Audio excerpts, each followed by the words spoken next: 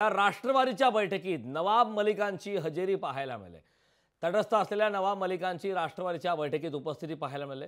मलिकांच्या उपस्थितीमुळे राजकीय चर्चांना उधाण आले। नवाब मलिकांचा महायुतीला पाठिंबा आहे का असा सवाल आता या निमित्ताने उपस्थित होतो।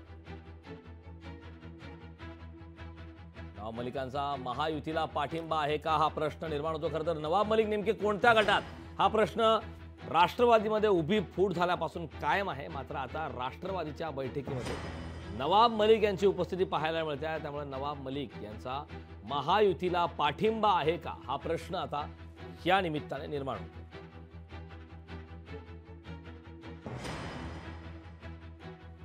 नवाब मलिक हे आता राष्ट्रवादी अजित पवार यांच्या पक्षामध्ये अजित पवार गटात आहेत का याबद्दल आता चर्चा रंगत आहेत। लोकशाही मराठी ऐका, पहा, जागरूक रहा।